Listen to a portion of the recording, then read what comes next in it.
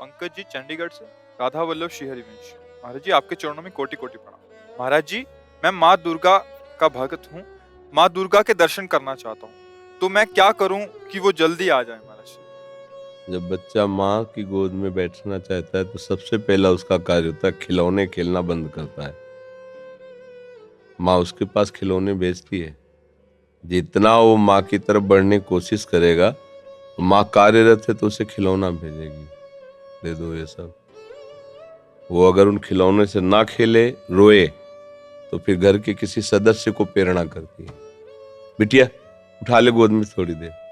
वो उससे भी चुप ना हो तब फिर वो दौड़ के आ जाती है। भाव, पहले हमको इन भोगों का त्याग करना होगा जिन भोगों में हम खेल रहे हैं, फिर हमारी अनुकूल मांगे हमारे सामने आएंगी, माँ से ना मिलने के लिए बाधा बनकर। हम उन मांगों को भी जो सोचा था, चाहा था, वो मिले पर हम उसे स्वीकार न करें और रोते ही रहें, तो फिर माँ नहीं रुक सकती। वो तो वात्सल्य में कुपुत्रो जायते क्वचिदपि कुमाता अनुभूत। फिर वो आकर के साक्षात, पहले हमारी सामर्थ्य तो होनी चाहिए माँ के दर्शन हो। हमारी माँ कोई प्राकृतिक माँ है क्या? आद्या शक्ति अनंत महामहिम है। वो ऐसी थोड़ी कि प्राकृतिक नेत्रों से ऐसे जैसे अपनी अम्मा को ऐसे देख लेते हैं, ऐसे वो केवल तुम्हारी माँ थोड़ी, जगत माता है और वो आद्या शक्ति है, ईश्वरी है। कोई ऐसे थोड़ी कि ऐसे देख लोगे।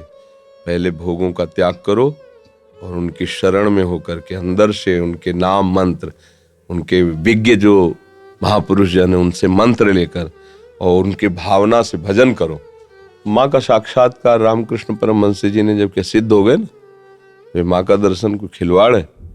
फिर कृष्ण और काली में कोई अंतर थोड़ी उन्हें दिखाई दे रहा था, पूरा जगत उन्हें भगवत स्वरूप नजर आया। तो माँ का साक्षात्कार मतलब ब्रह्म साक्षात्कार। माँ कोई प्राकृतिक माँ थोड़ी है कि ऐसे ही गोद में बैठ जाओगे, उसके लिए ब्रह्म स्वरूप होना पड़ेगा।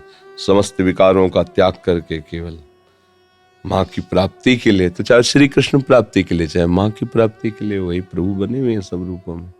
तो जितना सत्संग है सब उन्हीं की प्राप्ति के लिए है। आप पहले तो विकारों से बचिए, ब्रह्मचर्य का पालन कीजिए, खूब नाम जप कीजिए और लक्ष्य बनाइए कि देवी जो सर्वभूतों में व्याप्त शक्ति है, मैं उसका अनुभव करना चाहता हूँ। वो आ जाएंगी, कृपालु हैं, कृपा करके दर्शन दे। देवी प्रपन्नार्थ हरे प्रसीद, प्रसीद मातर जगतोखिलस्य, प्रसीद विश्वेश्वरी पाहि विश्वम, त्वमीश्वरी देवी चरा चरस्य। हे देवी आप ही चराचर रूप में विराजमान हो। आ गई ना सिद्धांत के सर्वम खलविदम ब्रह्म वासुदेवा सर्वम, आ गया ना।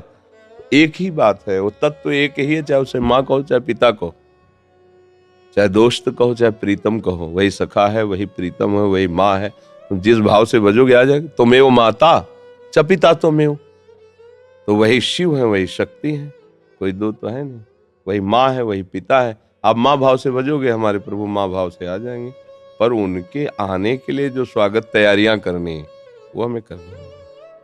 हमारे हृदय में जो अभी कूड़ा करकट वासनाएं हैं ये हटानी पड़ेगी। खूब नाम जप करे और भाव से चले तो तुम्हारी बुद्धि में ही प्रकाशित हो जाएंगी। या देवी सर्वभूतेषु बुद्धि रूपेण संस्थिता नमस्तस्यै नमस्तस्यै नमस्तस्यै नमो नमः। विराजमान हो जाएंगे बुद्धि में। देख मैं आ गई। उनके प्रचंड तेज को कोई सह सके नहीं। जब तक भजन के द्वारा अंतःकरण निर्मल, उनके प्रचंड तेज को सह सकते हो।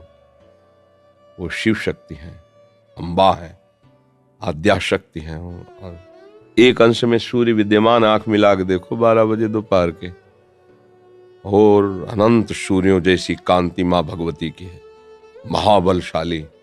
त्रिभुवन में कोई पैदा नहीं हुआ कि अपने स्वरूप में आ जाए, उनसे आंख मिला ले कोई।